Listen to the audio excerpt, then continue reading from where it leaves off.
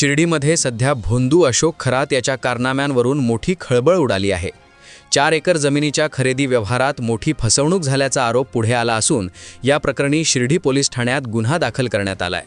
मूळ जमीन मालक रावसाहेब गोंदकर यांनी दिलेल्या फिर्यादीवरून भोंदू अशोक खरात, त्याची पत्नी कल्पना खरात तसेच व्यवहारातील मध्यस्थ अरविंद बावके, किरण सोनवणे आणि अशोक तांबे अशा एकूण 5 जणांविरोधात गुन्हा नोंदवण्यात आलाय। फिर्यादीत नमूद केल्याप्रमाणे कर्जाच्या मोबदल्यात व्याजाने पैसे देत संबंधितांनी जमिनीवर ताबा मिळवण्याचा प्रयत्न केला। तसेच व्यवहारात फसवणूक आणि सावकारकी कायद्याचं उल्लंघन झाल्याचा गंभीर आरोप करण्यात आलाय।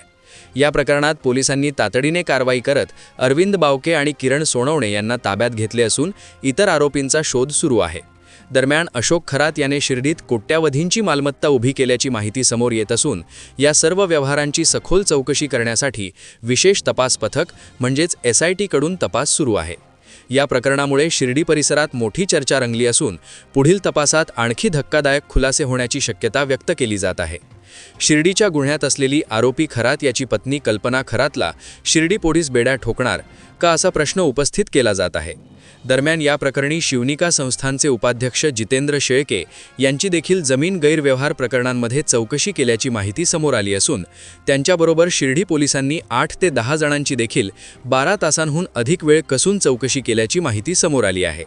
या गुन्ह्यात आता शिर्डी पोलीस आणखी किती आरोपींना बेड्या ठोकणार हे पाहणं महत्त्वाचे ठरणार आहे। प्रतिनिधी प्रदीप पाटील, S न्यूज मराठी, शिर्डी, अहिल्यानगर।